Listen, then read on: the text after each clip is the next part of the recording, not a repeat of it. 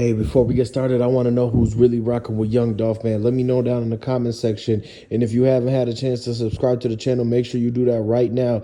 Let's get right into it, man. So at this point, everybody already knows the fact that Dolph didn't even get sent up in the cookie shop. And now everything that they were saying about how the Ruth Chris, the community center, everything, it all makes sense now.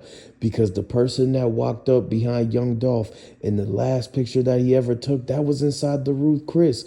He was really missing at that time. The family hadn't seen him, so there's no way they would have called him to put an order in. If Big Moochie Grape and Snoop Bands never talked to him on the phone, then nobody else did. Because as far as we know, that Dolph was calling people, and when they called him, he didn't answer back. Big Moochie Grape, Snoop Band said that after the 2 missed calls, he called Dolph back and Dolph did not answer, and that he knew that that's probably when this was all going down. And whenever Dolph was calling Big Moochie Grape, he called him 70-something times. That means Dolph started calling Big Moochie Grape right around 1 a.m. Nothing good happens after midnight.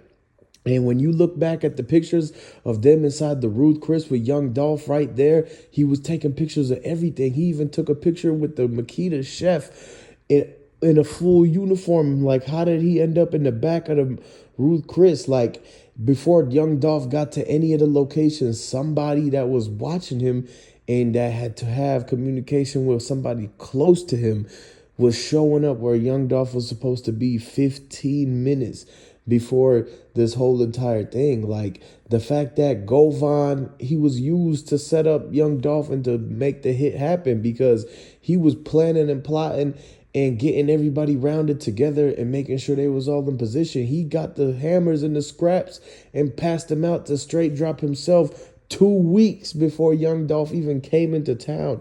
And really, at that time, the only person that he was traveling with was Big Moochie Grape. And so whoever it was that was close to Dolph, you got to know that they were the ones who was giving away the location on where Dolph was about to be. How is it that there was 3 people waiting for Young Dolph before he got blindsided and put in the back of that Bentley truck? He left a shoe in the parking lot because he was trying to signal. Dolph was smart. He knows that somebody is going to look at all the clues. And so the fact that he left a very expensive $3,000 left shoe in the parking lot so that they know for a fact that that's the same shoe Young Dolph was wearing at the gas station 2 days before he ended up finding missing. When you look back at them Ruth Chris, somebody said that right after the picture was taken, the dude who was creeping up behind him, that ended up being a part of the one table that when you go and look at the footage, they're ducking the cameras. The people behind at that table in the way back, the guy wearing the white shirt, he had the bow tie on, and you could see him walking up. He was waving down the waiter, trying to make sure that they set up the picture right so Dolph doesn't turn around. When they did that, the dude, he went off, man, and that's when they decided to grab Dolph and they carried him outside. That's why a lot of people was talking about how Dolph was carried and that they moved him and that they had to have taken him from the back all the way to the front by that front window in that entryway, man. And so it actually makes sense now to why that they did have to carry him. And so when they said that they moved him, it wasn't that the fact that they moved him to the front of the cookie shop, is that they moved him from a completely different location and brought him to they said that the cookie shop was open super late that night. And so it makes sense that when they go back and look at the footage, they're going to see that people were there the whole night. They were waiting for the fact that somebody was going to pull up in the delivery truck, and that's when the U-Haul comes into play. The only vehicle out of all of those that's actually a delivery thing is the U-Haul, because when they went to get Young Dolph keys, they was hoping to get the keys to that minivan that's in the front parking lot of the Makitas. But if you really go back and notice that they had parked that there in the front, that's the car that Maurice pulled up next to. You could see it in the edge of the parking lot. It's in the opposite corner from the entryway. And so the fact that they had to have used that and the U-Haul to basically take Dolph from location to location, like, the only thing that makes sense for the fact that how is it that they're going to do the turkey drive but their whole idea is to put the turkeys bare on the ground of the U-Haul truck. Nobody does that. Nobody from the health department was going to actually let them get away with loading up the turkeys bare on the ground. The only reason that they got that U-Haul is because they knew that they had to take somebody from the community center all the way to the Makitas, and if that he would have got up, they would have had somebody in there to make sure that to put him back down and put him to sleep or whatever the case is until they get to the cookie shop. And so at this point, when they got him and everything, put him inside the shop, that's how you know that there's no way that he would have went to the cookie shop at 9 a.m., at 8 a.m. And for even if the music video, if they was doing the music video, wouldn't you think that they would have did it in the middle of the afternoon? So everything about how Dolph was coming there to do the music video is just another thing to tell you that he was going to go there already. Dolph didn't have any plans to show up to the cookie shop. Why do you think that the last time he was in Memphis, he never went anywhere in that area at all? Because he knows that they was watching him closely, and that the cookie shop, once he found out that Makita's Raven wanted to work for Yo Gotti, he knew that the whole time. This is the reason why she was watching him. This is the reason why they came running out of the front door of Makita's cookie shop, telling young Dolph to stop, because they had to get him a picture of him to verify that he did come there once, because people wanted to know what he was doing. And that's why when they said that they was following young Dolph, it actually makes sense to the fact that they could have used the air tags to really figure out where he was first, or the fact that they had his keys so you could figure out where the electronic chip is in relation to the car, and they'll tell you how far away the car is.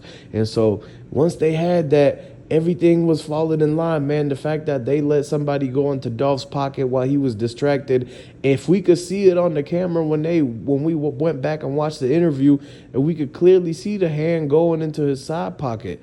And so if everybody could see it on TV, that means that everybody that was standing in that room knew what was going on, and that they just sat there and stood there and let this happen to Dolph, man. This is utterly a mess, man, and we do not condone anything, and everything is alleged. Because one thing you got to understand is that a lot of young Dolph fans, they want to get justice for Dolph. And, you know, a lot of the people out there, I know you guys are rocking with Dolph, because if you really rocking with Dolph, put the dolphin emoji in the comment section. Put, you know, King Dolph, everything like that. Make sure you subscribe to the channel and everything, because a lot of the stuff is actually getting cracked open now, because everything is going to the fact that in 3 days, Govan is going to come out and disclose who it is that paid him to distribute the hit money, because that's the only reason that they gave him the 90K bond. The same 90K bond that they gave him is the same amount of money that he got paid to do the whole operation. When they put 100K on Dolph's head, Govan got 90 of it, and the 10K was split between Straight Drop and Cornelius Smith. One thing you got to understand about this is that it's only so many people that got money out there in Memphis. And when you look at all the people that could have been in that whole entire neighborhood or close to Govan that would have had any type of money like that to hand over the big joke, it's only the rappers that's really in their cliques and the circles that's going to be actually putting money on the domes like that. Like, one thing you got to realize is the fact that Mia J had to try to warn everybody about the fact that there was talks about how Dolph had money on his head, and she was trying to get everybody to go ahead and protect him, but it was too late by the time that everything came about. Big Moochie Grape and Snoop Bands never showed up to be by young Dolph's side. Key Glock wasn't even around. He said he was busy that day, because everybody had to have known. If you really close to Memphis and the situation that's happening out there, you would have known for the fact that a lot of people have been mad about the fact that Jay got taken out, that True La Mafia had a lot of issues going on internally, the fact that CMG was already dealing with a situation where they had Yo Gotti beefing with young Dolph. And the real reason young Dolph was even trying to actually help the people out there was due to the fact that he had a lot going on. Everybody knows that young Dolph was a hustler and he was getting money. So the fact that he was making a lot and he really didn't need the help from Yo Gotti and CMG is what made people get jealous, because at this point, you know, with how long he's been in the game, he was already moving a whole different way to where he was the big dog and the big, how you think that Bankroll Freddie was doing all the things that he was doing? Where did he see that from, man? The connections that young Dolph had, did he pass that to Bankroll Freddie? Was that the reason why he was having the stash spots in all of the places that he was having? because the word on the street is just coming back to saying that people are starting to find out the fact that Young Dolph was getting a whole type of money and that he never really actually needed to continue doing like the whole thing where he was signing the same artist and the same thing over and over again, trying to make it to where he would rather just let the people on because he had things going on behind the scenes where they was watching Dolph. And so the fact that he got taken out, he was already being targeted for a whole lot of things that was going on, man. Dolph was making a whole lot of money. $100 million is nothing to laugh about. That's nothing to smirk at. And it's a lot going on. That's generational because Dolph was about to change the whole city of Memphis forever. Once he really got put on to the things that he was doing and he was perfecting his craft, it was nothing that was going to stop Young Dolph and Grove Hero from taking over the whole entire state of Tennessee. And once Key Glock got on board, they knew for a fact that they had a whole different type of power than Yo Gotti and Blac Youngsta and Moneybagg Yo could have ever dreamed of. And so just from that alone, when the word got out on the type of moves that Young Dolph was making in the streets, on the type of businesses and the type of things that Young Dolph was planning on opening and starting up, you know that a lot of people got jealous right then and there. The envy, the greed, the jealousy, all of that be hypnotizing people by the hate. And the fact that CMG, Yo Gotti, PRE, Key Glock, Lil Migo, they all had a beef going on. Even Moneybagg Yo had something going on with Finesse 2 Times, and Finesse 2 Times would have never been put on with none of them. Moneybagg Yo wouldn't have been the successful as he was if Young Dolph wasn't there to kickstart and boost up their careers by hooking them up for free, man. Young Dolph helped a lot of people in Memphis. He was paying a lot of people's bills. Yo Gotti would have never been able to get the chance to have Moneybagg Yo as popping as he was if Young Dolph wasn't helping Finesse 2 Times and Moneybagg Yo in the beginning in the first place. But the thing was is that he was trying to teach them how to actually do it all on their own and get 100% of the bread. But at the end of the day, the pressure and the fact that they all had cases on them, they all had Fed time. The feds was looking at them. This is not the first time. You got to understand that Moneybagg Yo, Finesse 2 Times, and Blac Youngsta all used to be in a group together. And the only reason that they broke up was the fact that Blac Youngsta was already out in the streets doing things too wild and other people's beefs and all that. That's why Yo Gotti thought he was the perfect person to bring on that was going to be able to deal with Young Dolph and actually be able to try to run around and chase Young Dolph, because he knows the fact that Blac Youngsta was the reason why Moneybagg Yo and Finesse 2 Times got into the beef that they got into. Because Blac Youngsta sat there and literally told them both that they was not going to be able to take him out and that he was going to be the leader of the whole entire thing. Because that he already had goons that was trying to scare them into basically making it to where either it was going to be picking him or that they was going to be booted and kicked out. That's why Yo Gotti had to step in and he tried to basically sign all of them anyways, because they knew that at that time that it was only a limited opportunities for them. And so once they never left the street life alone, that's why Yo Gotti really recruited them. And that's why they was still actually involved in a lot of the things that's mentioned in the indictments and the RICOs and all the things throughout the years that they had little bump-ins with Young Dolph, man. This is not the first time that they tried to take Dolph out. And so this was a planned thing for a long time. Govan has been working with Yo Gotti for over 15 years. He was there when Big Jook did the first hit. He was there when Blac Youngsta did the 100 shots. He was there throughout the whole entire thing. So everything that Govan has seen, he's about to spill the whole entire beans and actually let loose the whole can and crack the can open of basically what's going to happen in this entire RICO case and trial of CMG, Yo Gotti, Young Dolph, and everything that happened in that. And they still got a lot of the issues that's going on with the fact that they try to catch Shondell. They try to catch Blac Youngsta. And the feds, they currently looking at the fact that Blac Youngsta and Heavy Camp is going to have their own RICOs and indictments due to the fact that it's enhancements. Whenever you dealing with a group and that they all plan and basically plotted to set up Dolph or do whatever it is that Govan told them and got paid to set up to do, that's what's really going to take a lot of people down. The fact that they was associated with it and still decided to show up to the CMG meetings when in actual reality, they all knew that the meetings was basically to talk about how that they was going to run up on Dolph.